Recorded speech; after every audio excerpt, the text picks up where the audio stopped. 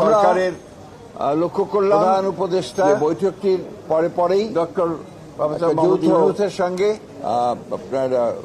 আমাদের press release জাতীয় দলের ইশতেহারপত্র চেয়ারম্যান যৌথ ঘোষণা দেওয়া হয়েছে তারেক রহমানের যে ঘোষণাতে খুব পরিষ্কার করে বলা হয়েছে যে সরকারের দুই নেতার প্রধান উপদেষ্টার বৈঠকটি অত্যন্ত সৌহার্দ্যপূর্ণ এবং 2 ঘন্টার অত্যন্ত বৈঠক সুন্দর পরিবেশে অনুষ্ঠিত হয়। আপনার উৎকণ্ঠার সঙ্গে যে বিষয়গুলো আলোচনা হয়েছে তার মধ্যে প্রধান ছিল এবং সবাই অপেক্ষা করছিল যে এই বৈঠকের ফলাফল ইস্যুতে আমি যে কথাটা আপনাদের এর আগেও বলেছিলাম তারেক রহমানের এই বৈঠকটি একটি টার্নিং পয়েন্ট হতে পারে, যে আল্লাহর কাছে অশেষ যে ঘোষণা করা হয়েছে যেটা উপদেষ্টা ঘোষণা করেছেন সত্যিকার অর্থেই এই বৈঠকটি সেটা উপযুক্ত সময় নয় বিধায় তাকে পিছিয়ে নিয়ে আসা। আমরা সেই ক্ষেত্রে আমরা লক্ষ্য করলাম সঙ্গে করে জাতীয় বৈঠকটির আনন্দের সঙ্গে লক্ষ্য করলো একটা যৌথ এইটাতে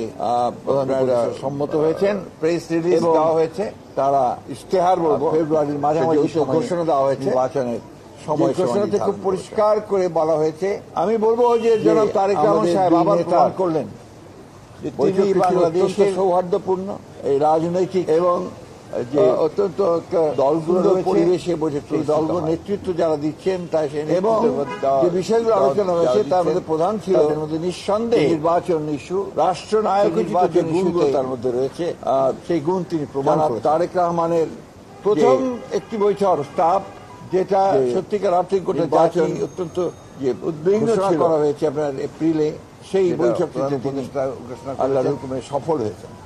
সেটা উপযুক্ত সময় নয় বিধায় আমাদের সমস্ত নেতা পিছিয়ে নিয়ে আসা থেকে সেই ক্ষেত্রে আমরা জানাচ্ছি অত্যন্ত আনন্দের সঙ্গে জানাচ্ছি প্রধান উপদেষ্টা সম্মত হয়েছেন, তিনি অত্যন্ত বিচক্ষণতার সঙ্গে এই ফেব্রুয়ারির মাঝামাঝিতে জনতা নির্বাচনকে সময় আমন্ত্রণ জানিয়ে একটা যে আমি বলবো যে জনাব তারেক রহমান সাহেব আবার প্রমাণ করলেন সবকিছু যে তিনি বাংলাদেশের অনিশ্চিত অবস্থায় চলে গিয়েছিল এই রাজনীতিকে কাটিয়ে যে জাতিকে দলগুলো আবার দলগুলোর নেতৃত্ব যারা দিচ্ছেন তাই এগিয়ে যাওয়া আমি তখনও বলেছি নিঃসন্দেহে রাষ্ট্রনায়কের প্রয়োজন হবে তার মধ্যে রয়েছে হচ্ছে যে আপনার গুণ তিনি প্রমাণ সমস্ত প্রথম একটি বৈঠক ছোটখাটো যেটা সত্যিকার আর্থিক গোটা জাতি অত্যন্ত কথাবার্তা হয়েছিল সেগুলোকে ভুলে গিয়ে সেই বৈঠকটিতে জাতীয় ঐক্যকে আরো দৃঢ় করে সফল হয়েছে এবং যেটা বলা হয়েছে আপনার আমার দলের পক্ষ থেকে সমাধান করে নিয়ে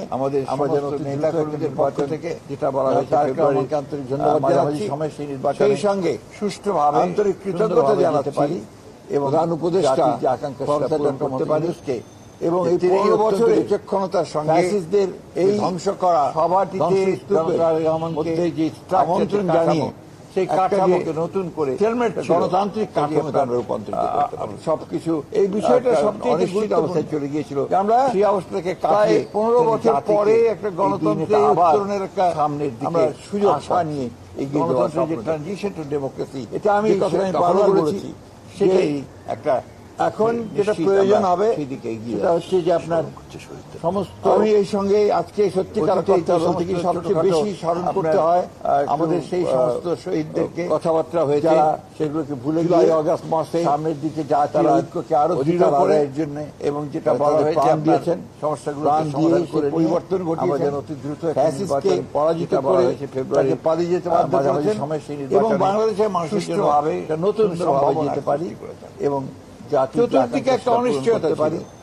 এবং অনেক বছর বলছিলেন বিভিন্ন ফ্যাসিস্টদের ধ্বংস করা নেতা প্রমাণ করলেন যে বাংলাদেশের মানুষ সেই কাঠামো প্রয়োজনের সময় গণতান্ত্রিক হতে পারে, নেতারা নেতৃত্ব দিতে পারে সবচেয়ে গুরুত্বপূর্ণ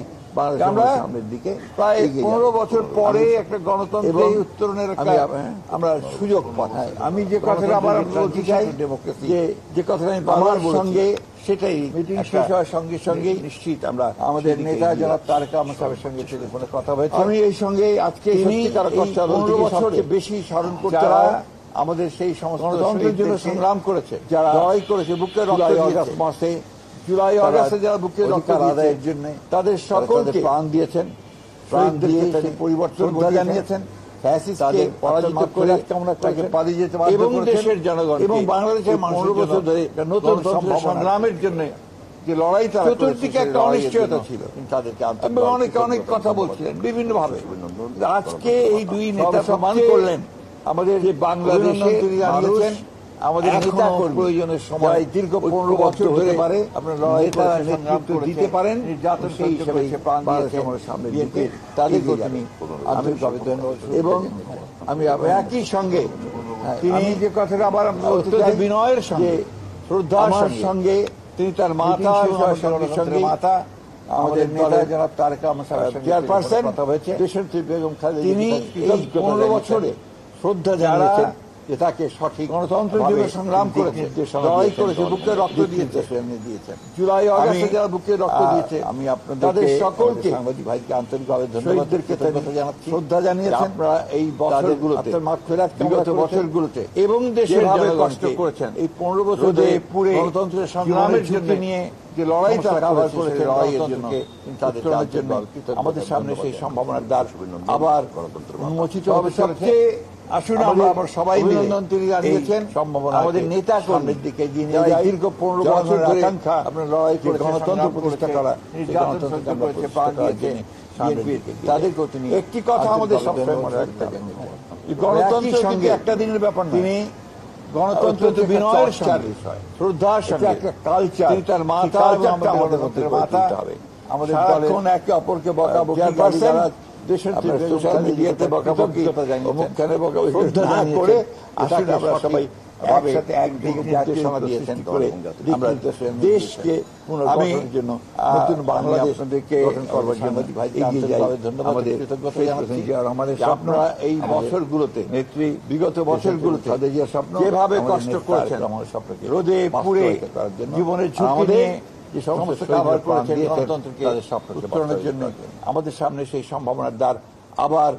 উন্মোচিত হতে চলেছে। আসুন আমরা আবার সবাই মিলে এই সম্ভাবনাকে সামনের দিকে এগিয়ে নিয়ে যাই। জনগণের আকাঙ্ক্ষা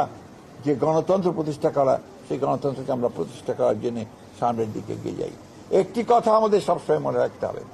যে গণতন্ত্র কিন্তু একটা দিনের ব্যাপার নয়, গণতন্ত্র হচ্ছে একটা চর্চার বিষয়, এটা একটা কালচার, সেই কালচারটা আমাদের মধ্যে গড়ে তুলতে হবে। সারাক্ষণ একে অপরকে বকাবকি গালিগালাজ আপনার সোশ্যাল মিডিয়াতে বকাবকি অমুকখানে বকাবকি না করে আসুন আমরা সবাই একসাথে একযোগে জাতীয় ঐক্য সৃষ্টি করে আমরা দেশকে পুনর্গঠনের জন্য নতুন বাংলাদেশ গঠন করবার জন্য এগিয়ে যাই। আমাদের শহীদ প্রেসিডেন্ট জিয়া রহমানের স্বপ্ন, আমাদের নেত্রী দেশনেত্রী এবং খালেদা জিয়ার স্বপ্ন, আমাদের নেতা তারেক রহমানের স্বপ্নকে বাস্তবায়িত করার জন্য আর আমাদের যে সমস্ত শহীদরা প্রাণ দিয়েছেন তাদের স্বপ্নকে বাস্তবায়িত করার জন্য।